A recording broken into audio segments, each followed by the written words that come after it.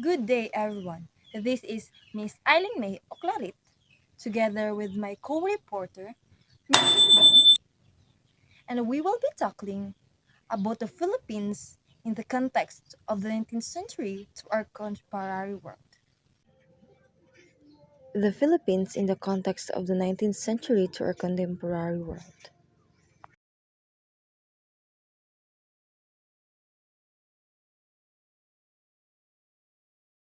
Let us read the objective first. At the end of this lesson, the student will be able to analyze the various political, social, and economic changes that occurred in the 19th century. Second, demonstrate understanding of Sir Rizal in the context of his time. Project Overview. The facts of contemporary history are also facts about the success and the failure of individual men and women. In understanding history, we must consider the background and context of the time to understand why people act, just like what we have today. Rizal was also a product of his time. The 19th century Philippines was not just about people struggling against colonial rule. It was about Filipinos, men and women alike, fighting against political oppression. It was a period of massive changes in Europe and the world. Suppose historians in the future will write our history today. In that case, they will be sharing the same success and failure of individual men and women who faced the challenges brought about by the COVID-19 pandemic. They will share how people responded to the context of the time, how students and teachers alike adapted to online learning, how people work from home, and how using face masks became the new normal. Thus, the pandemic shall be remembered not just by how many people died, but how men and women banded together to fight the surge of the pandemic. Therefore, the world of Rizal's time and the Philippines of Rizal's time shall be examined in this chapter for us to assess why Filipinos acted as they did. We will understand why a corrupt government was overthrown, why social injustice was heavily opposed, and why judicial inequality was massively condemned. Rizal, together with the Filipinos, fought bravely to change the Philippines' political, economic, and socio-cultural conditions in the 19th century. His response made it the center of the nationalist movement of his day and the principal inspiration of the revolution. In 19th century, there were massive changes in the world, particularly in Europe, Spain, and the Philippines. In this century, Rizal was born and exposed to varying political, economic, and socio-cultural realities. Rizal witnessed the effects brought by the Industrial Revolution, benefited from the opening of the Suez Canal, gained education in Europe, became an ilustrado, and took part in the propaganda movement. This chapter explains how social, political, Economic and cultural events of the 19th century shaped Rizal to become a hero. Rizal is a product of the 19th century. We cannot seemingly imagine a 19th century Philippines without someone like Rizal on it. He took an active role through the propaganda movement so that Spain may remedy all the tyrannies and injustices of its own colonial rule. Rizal's idea of a Filipino nation would not be possible without the events of the 19th century, the independence, blessings of freedom, and democracy that we have today is the offshoot heroism Rizal did together with the Filipino people. 19th century was marked for its tremendous social change. Europe prospered like never before and England led the way as a growing imperialist power. In 1858 to 1863, France conquered Vietnam, Colombia, and Laos. Later, the Dutch colonized Netherlands, East Indies, or Indonesia. Other countries soon followed Britain's imperialist examples. However, while the 19th century was hailed for its massive social changes, it was not for all imperialists. While England, France, and the Dutch enjoyed the fruits of their colonial activities, Spain stagnated. Spain never learned a lesson from the loss of her colonies. From being considered the mistress of the world, Spain continued despotic colonial rule in its remaining colonies, Cuba, Puerto Rico, and the Philippines. During this time, Rizal witnessed the flowering of Western imperialism and the downfall of the Spanish colonial rule. The Filipino people were exposed to the evils of colonial rule, such as maladministration of justice, no equality before the law, racial prejudice, forced labor, phylocracy, and lack of representation in the Spanish courts. Internally, Spain was suffering from frequent constitutional and governmental changes that led to colonial instability. In a short span of 28 years, it adapted from constitutions, elected 28 parliaments, and installed 529 ministers. It also suffered from internal party strife, revolutions, and other political upheavals. Due to its instability of Spain as a government, it directly affected the Philippines as one of its colonies. One example is given by Zaid in 1999 in his book Jose Rizal Life, Works, and Writings. The country suffered from different social issues as a result of Spanish despotic colonial rule. The Filipino people were exposed to the evil of colonial rule such as instability of colonial administration, maladministration of justice, no equality before the law, human rights denied to Filipinos, corrupt colonial officials, racial prejudice, forced labor, haciendas owned by the friars, phylocracy, and lack of representation in the Spanish courts, the Guardian Civil. Political contexts now and then are way different because now politics in the Philippines are governed by a three-branch system of government: legislative, executive, and judicial. The country is democracy, with a president who is directly elected by the people and serves as both the head of state and the head of the government. The president serves as the leader of the executive branch and is a powerful political figure. The bicameral Congress consists of two separate bodies, the Senate with the members elected at large across the country, and the larger House of Representatives, with members chosen mostly from specific geographic districts. The Congress performs legislative functions. The judiciary is overseen by the Supreme Court of the Philippines and has extensive review jurisdiction over judgments issued by other governmental and administrative institutions. Okay, so once again, good day everyone. I am Catherine Oding and I will be discussing the economic and social cultural context in the Philippines during the 19th century. To begin with, we have here first the economic context. So the second half of the 19th century was a period of rapid economic growth. In Europe, the use of increasingly expensive, powerful, and productive steam engines resulted in the use of machinery in the manufacturing sector in the cities of Europe, according to Odense 2006. The invention of tools, ships, and other types of machinery brought trade, governments, and people closer to each other. To remove these external barriers, the Suez Canal was constructed. This new infrastructure, brought about by the economic developments in Europe, brought Spain closer to the Philippines. The opening of the Suez Canal can also bring several advantages to the Philippines. We have here the economic aspect of the Philippines in the 19th century. So the first one is the galleon trade or the Manila galleon trade on 1565 to 1815.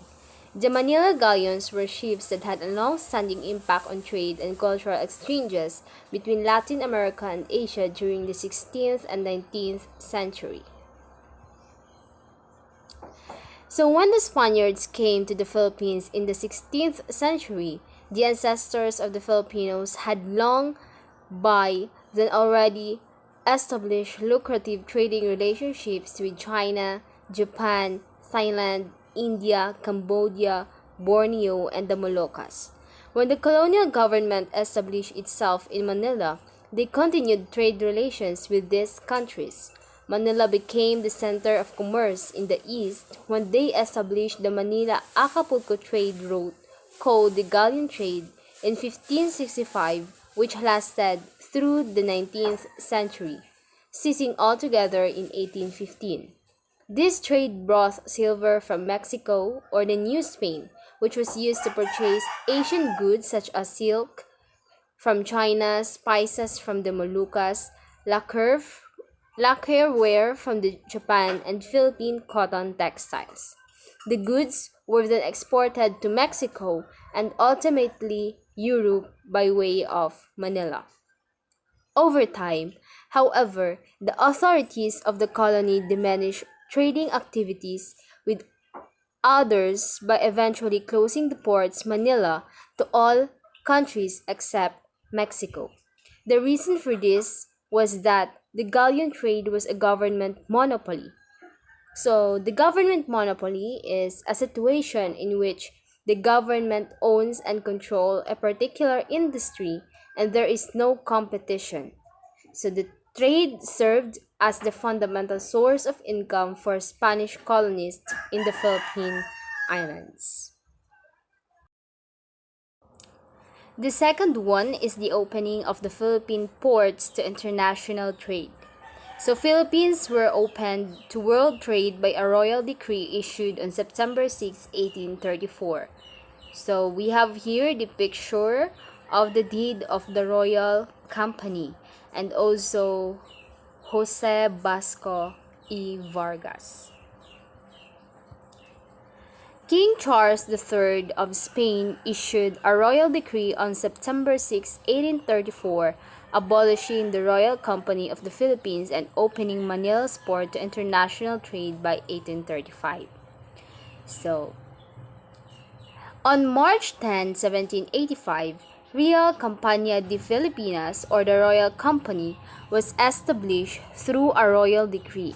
The company, together with Sociedad Económica de Amigos del País, or the Economic Societies of Friends of the country, established in 1781, were two of the most important events during the coming of Governor General Jose de Basco y Vargas, which marked a new era in the economic history of the Philippines. The capital of the Real Compañía de Filipinas was fixed at 8 million pesos divided into 32 shares of 200 pesos each. The king bought 4,000 shares and the citizens of Manila were allowed 3,000.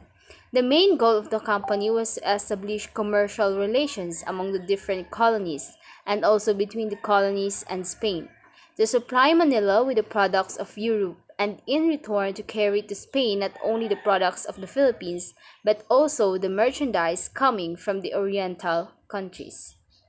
The second important object was the encouragement of Philippine agriculture.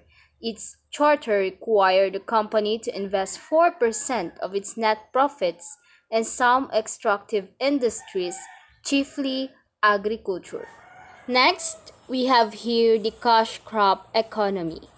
During the 19th century, the Philippines' economic condition gave rise to haciendas or the cash crop economy, where large parts of lands would be used for crops considered as cash crop. Some cash crops are sugar, tobacco, abaca, and coffee. By 1810, the end of galleon trade transpired because of the loss of Latin American colonies brought by the Mexican War of Independence from the Spanish Empire. The Royal Philippine Company eventually closed and the policies for trade were adjusted. In effect, Manila was open for world trade in 1834. Merchants and traders from other countries migrated in Manila and became leaders in finance, who made agricultural cash crop export possible.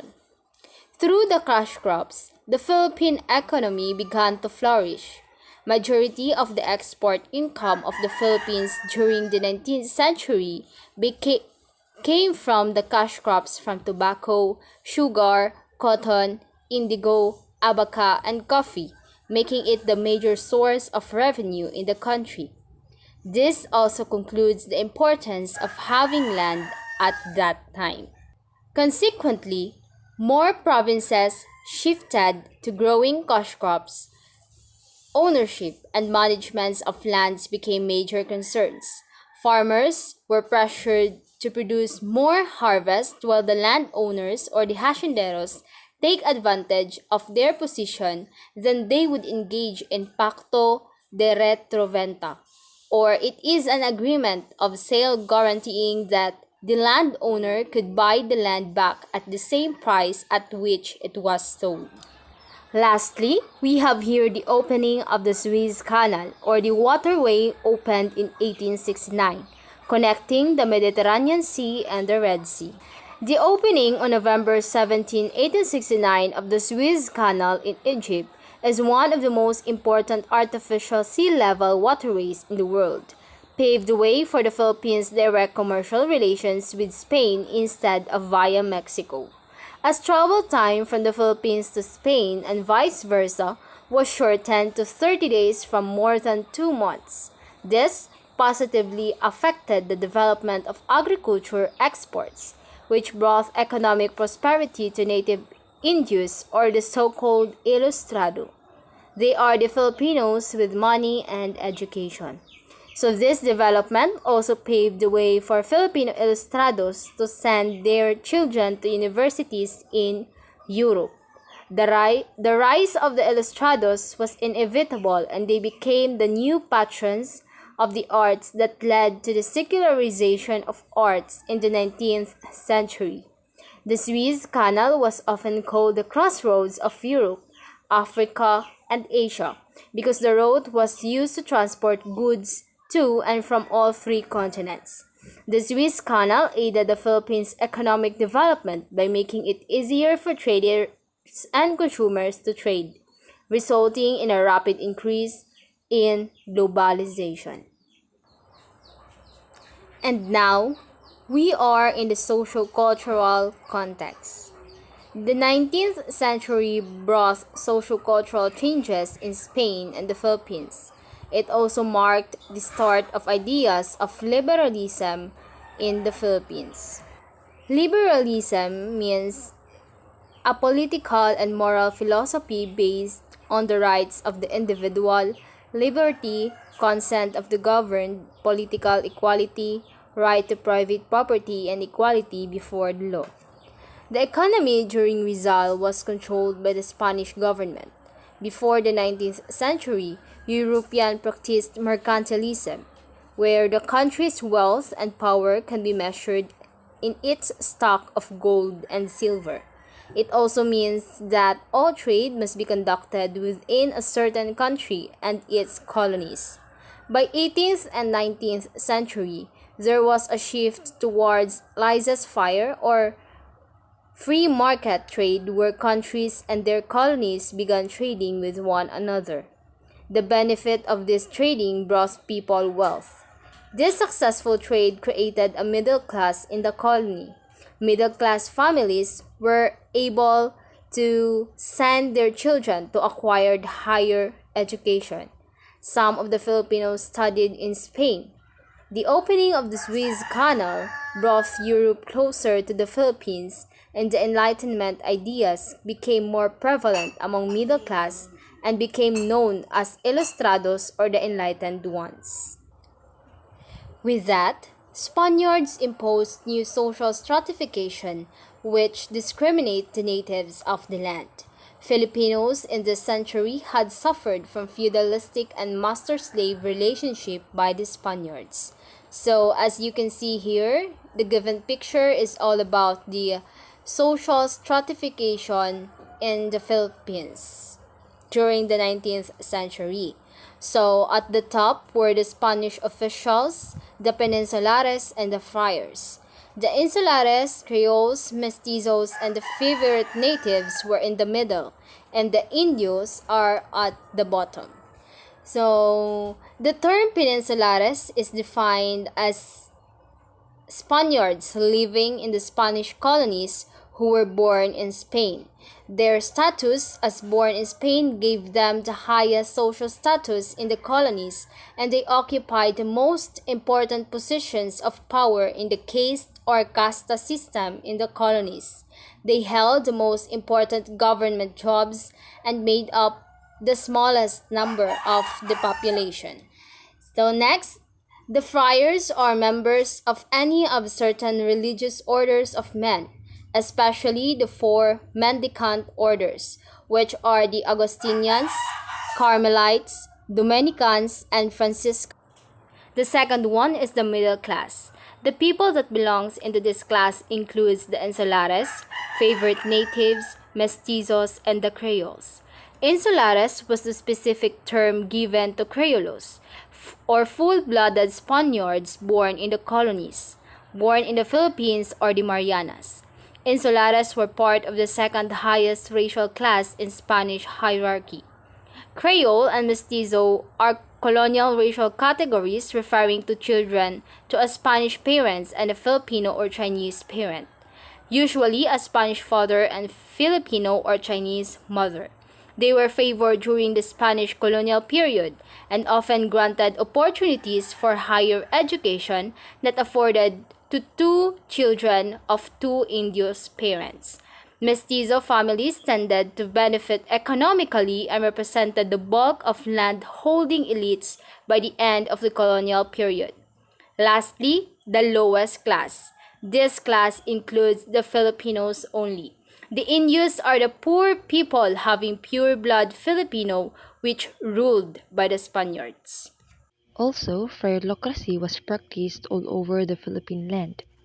For more than 3 centuries of Spanish rule, the missionaries, or the friars, as they were known at that time, played a major role not only on propagating the Christian faith, but also in the political, social, economic, and cultural aspects of the Filipinos. They are actually the real conquistadors during the Spanish time. We have here the summary of the discussion. In the political context, the 19th century was a period of massive changes in the world.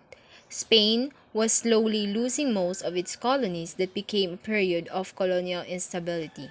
As a result, the Filipino people suffered from the evils of oppressive colonial rule, such as maladministration of justice, no equality before the law, racial prejudice, forced labor, philiocracy, and lack of representation in the Spanish court. In the economic context, the technological innovations brought about by the Industrial Revolution paved the way for the invention of tools, ships, and other types of machinery. The opening of the Suez Canal brought trade countries' people closer to each other. Thus, it brought Spain closer to the Philippines. In the social-cultural context, the Industrial Revolution also paved the way for the rise of the middle class or principalias. Being economically capable resulted in sending children to Europe to obtain Western education. The knowledge and exposure to European ways, laws, and customs formed the Ilustrados in Spain. In turn, these Ilustrados organized the propaganda movement that initiated calls for reforms by exposing the deplorable conditions of the Filipinos in the Philippines. And now, allow me to read our conclusion.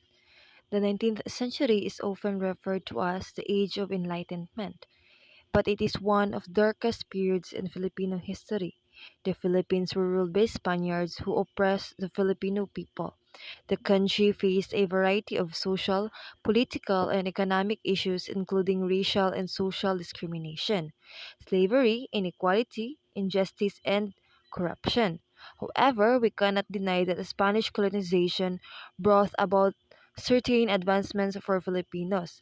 They also made significant contributions to education, international trade, and infrastructure development in the Philippines.